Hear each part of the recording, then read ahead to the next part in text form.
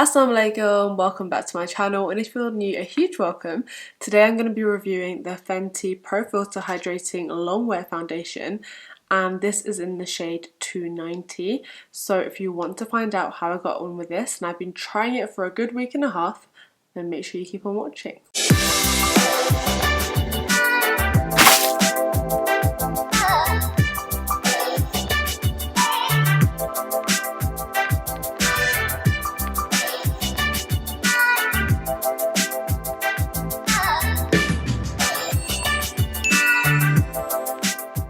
This is the second foundation in Rihanna's line. I have tried and reviewed the Pro Matte foundation. That was quite a while ago. It was one of my first review videos on my channel, so I sound a little bit different and I'm a little bit more nervous. But yeah, I will definitely link that down below. Now in that foundation, I'm in the shade 260. That's the shade I matched myself to. And I went to the counter to try this out as soon as I could on the back of my hand. And of course I tried 260 because technically the foundation should be the exact same shade, whether they're matte or they're hydrating.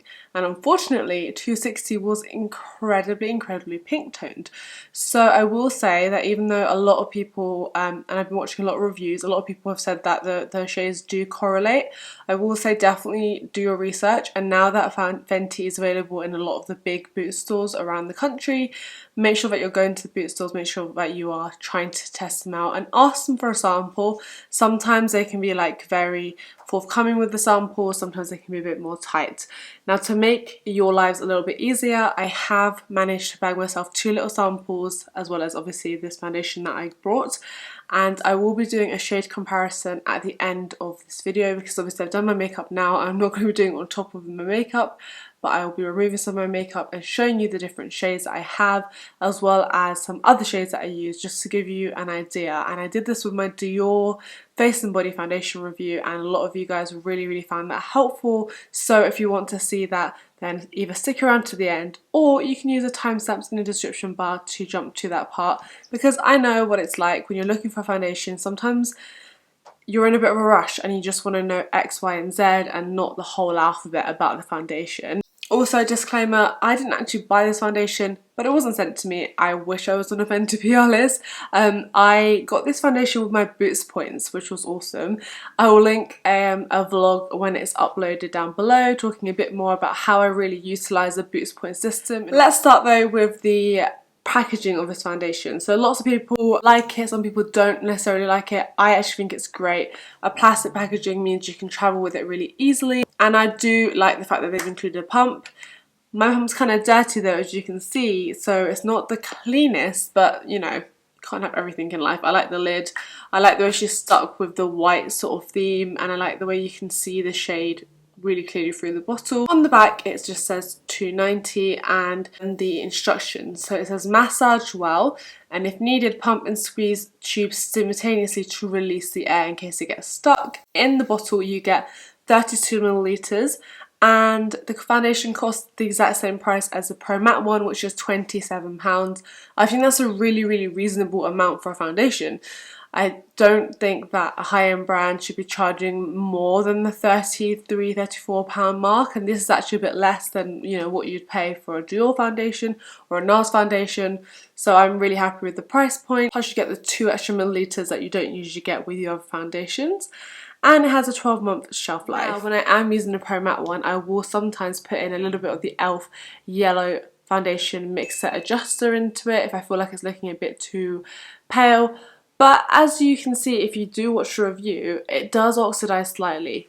With this foundation, as you will see in the try on, it looks a lot more yellow when you first apply it and when you pump it out, but when you blend it into the skin, I feel like it gives you a more olive medium undertone sort of finish, which is what I really like. I tried the shade 250 as well, and I thought that that might be my right shade, but unfortunately it came out to be way too orange, as you will see in the shade comparisons later on in the video. Now this foundation claims to be hydrating, it claims to be medium to full coverage, and it says it's for all skin tones. It says it's long wear and it's light as air. So let's address those claims. Hydrating, yes, it definitely is. It doesn't cling to any dry patches. It looks nice on my skin. It definitely looks like I'm wearing a dewy glowy foundation. As you can see as I move my face, I've obviously got highlighter on my cheekbones and a bit on my nose, but even the rest of my skin, I feel like it looks quite glowy, quite dewy. So I do think it is definitely hydrating. Medium to full coverage. Now this all depends on how much you pump out, and interestingly, each pump is not the same size, I found, which is a bit odd. Maybe it's the design of the packaging, but I sometimes find that I'll pump out and a small amount will come out. So with 2 very full pumps, you can definitely achieve a fuller coverage. As you'll probably be seeing now, me applying the foundation, 1 layer does a pretty decent job of covering. It covers up like minor discoloration, evens out the skin tone, and if you're going for a very natural look and you're more dry skinned, I think 1 layer is perfect. And then I'm going to be showing you how the foundation covers up my acne scarring on my cheeks. And as you can see, for the most part they're covered up. Now for a day-to-day basis, if I was going to work, I really wouldn't mind a bit of the scarring showing through. But if I was going out for a lunch or a dinner and I wanted to make sure that my skin was looking a bit more on the flawless side, I would want to double up. So in this clip that you're watching right now, I put 2 pumps on the back of my hand, and now I'm applying a second layer onto my skin, and you're seeing how it is building up. Okay, so this is with almost 2 full layers, like on most of the face. And as you can see, to me, this is looking pretty full coverage. It's a good match to my hand. That's my scarring. And it's basically covered up without the need for concealer. And by the way, that was 2 full pumps and I still have some left. So back to the claims. For all skin tones, I would say that they've done a pretty good job at matching the skin tones. Nowadays, foundation ranges come out in 50 different shades, and I do feel like Rihanna was a big reason as to why they're doing that now. A lot of the brands, not just Fenty, because they were the first ones to bring out so many shades to start with. And although it is a little bit confusing to try and find your shade, I do think there is a shade that will work for every single skin tone out there, which is so refreshing, and I think that's brilliant. So well done Fenty, you've set a standard, you've set the bar high, and we love you for it. Long wear. Now this is where I have to disagree, I'm afraid. Now I wore this foundation, like I said, for I think it's actually been 2 weeks now, and I was really surprised at how quickly the foundation was leaving my face. I felt like by 6.5 hours I didn't like the way my skin looked, and even into the 4-hour mark I felt like my skin was looking a little bit too shiny.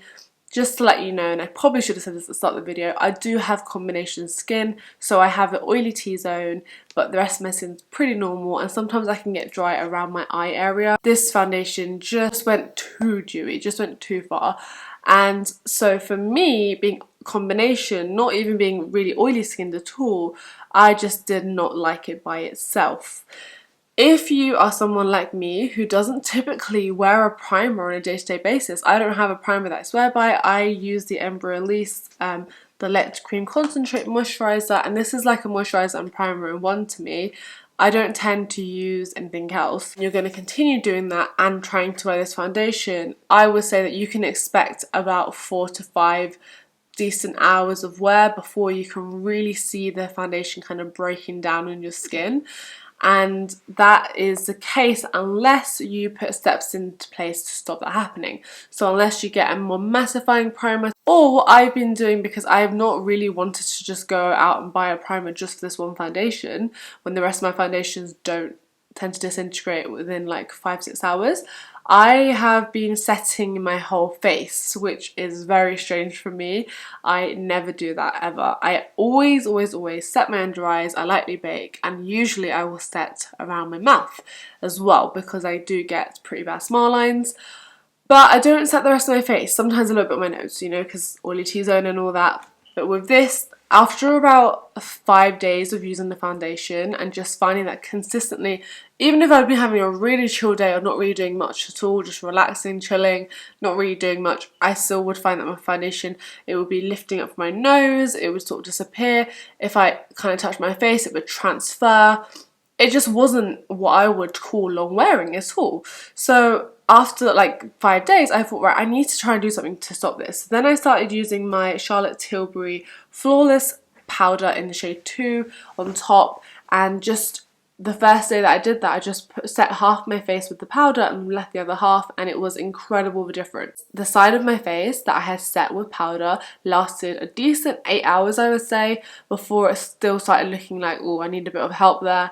The other side of my face, it just did not hold up. So I will definitely say this is a foundation that you need to use with other products. Obviously, they've released their own primer to go with this foundation because they probably designed that in mind that actually, yes, it is very hydrating and it's very dewy looking, but you do need to put a base in place before. Or they've also got a setting powder themselves that you can use to put on top of the foundation. That is definitely something that I would recommend to you all if you are thinking about this foundation and you're looking for a really glowy, dewy foundation, but you don't want a base that is going to slip and slide. You've got to just do a bit of extra steps. And maybe for your foundation routine it's not extra. Maybe that's what you do all the time. Maybe you always set your face. Maybe you always use setting spray.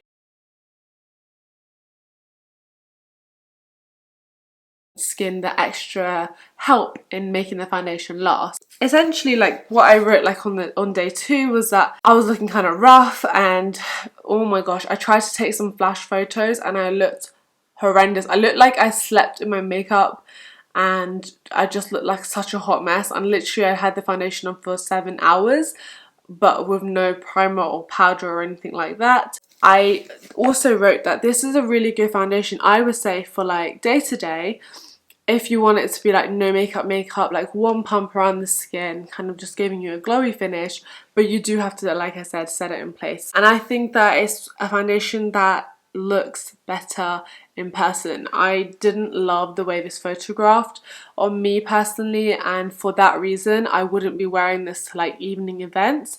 The time that I would personally wear this foundation is like maybe if I'm going shopping or I'm running errands and I just want to make my face look a bit nicer, a bit more pulled together. I think the pros are that it is super hydrating. I think it will be really, really good for dry skin, and Kathleen Lights did a review of this and she really liked it because she has got drier skin. The foundation does live up to a lot of its claims.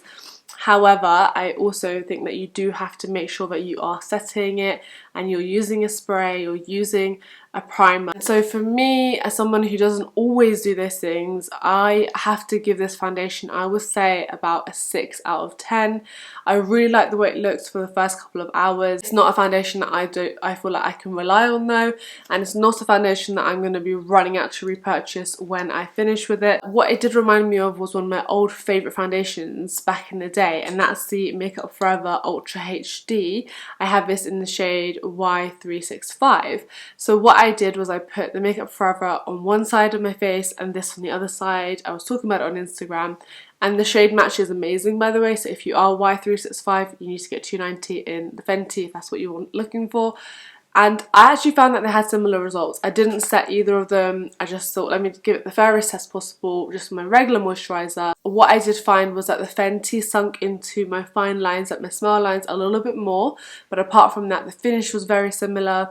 This was maybe a little bit more glowy and dewy than this, but it's quite similar in terms of longevity if you don't set it in place. However, I would say that this foundation photographs better. So if you're looking for more of a special occasion foundation, I still say this is your best bet, even though it's like quite an old one now. I think this is what I would go for if I wanted like a really, really lovely HD foundation. This is great for sort of day to day, like no makeup look, that sort of thing. I wouldn't say it's anything groundbreaking or fantastic, but it is a decent base, and I'm glad she did come out with this because the other one is definitely a little bit too matte for a lot of people who said they just felt like they couldn't use it or couldn't wear it. Do I prefer Pro Matte or the Hydrating long wear? I have to say I would probably rather buy the matte one over this one, just because I'm not somebody who loves to retouch my makeup or have to look in the mirror every couple of hours and make sure my base is looking on point. And to be honest with you, like if after 8-9 hours my foundation is looking a little bit worse for wear, I don't mind. But if it's not looking great after 6 hours, I have a bit of an issue. So With that being said, I did also at one point try to see what the foundation would be like if I did retouch it with a powder. And actually I was very pleasantly surprised. I took the Charlotte Tilbury powder and I just applied it in the bits where I was looking particularly shiny and oily, and it does look really nice. So if you're somebody who's used to retouching, or if you're an oilier skin girl who doesn't mind that and that's part of your routine already, give this a go. It's not going to be horrendous, especially if you use a good mattifying base underneath. Okay, on to application. So of course, like any base, I always try to use a foundation with both a beauty sponge and a brush. For the first 2 days I was using a sponge and I was just getting so frustrated at how much less coverage I was getting from the sponge. I just felt like because of the texture of the foundation, it is hydrating and it is a little bit more runny than your typical foundation. I just felt like the sponge was just soaking up so much and I was putting more and more on and wasting product. And in the end I just decided to just forget the sponge and go for a brush. So the brush that I've been using, this is the MUFE E6 brush. I've also been loving the e.l.f. foundation blurring brush. I find this foundation works best really being buffed into the skin. Very similar to the Makeup Forever one. That one does not look good with a sponge in my opinion either. With the sort of more natural looking foundations and more hydrating foundations, you definitely need to use a tool like this where you can get as much coverage from the base as possible. I hope that this video was helpful for you all. It's been a while since I've done a review, but essentially this hasn't made my top 5 foundation list. Will I carry on using it? Yes, definitely. Will I carry on wearing it for day to day? 100%. Would I run out and purchase it again? No, is the bottom line. Although I do love Fenty. I absolutely adore them. I got their Me Money Hustler Baby highlighter. I've got the Fenty Gloss Bomb on top of a liquid lipstick right now. I've even got the bronzer on. I love the brand. I love the range she does. It's so creative. It's so different. It's so unique, and I'm so excited to see what else they come out with. But for me personally, this foundation is not the best thing since sliced bread. Now the last bit of this video is going to be the shade comparisons for those of you who want to see. These are the little Fenty tester bottles that you can get, and as one of the girls said to me, they're totally useless because they don't have any sort of spatula or dip in the lid like the NARS ones do, and it's glass. So anyway, this is a shade 250. As you can see, it's very yellow. It's got a bit of a peachy tint. And I just want you guys to bear with me while it dries down, because even as I'm talking, it's getting a little bit more orange. Next up, we have the shade 255, which I thought could be a good match. Tip. If you want it to come out quickly, you leave the bottle upside down.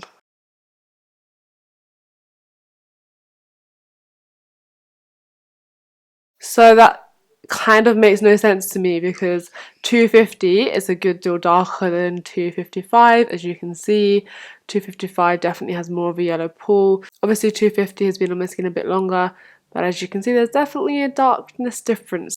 And then finally we have the shade that I actually brought, which is the shade 290.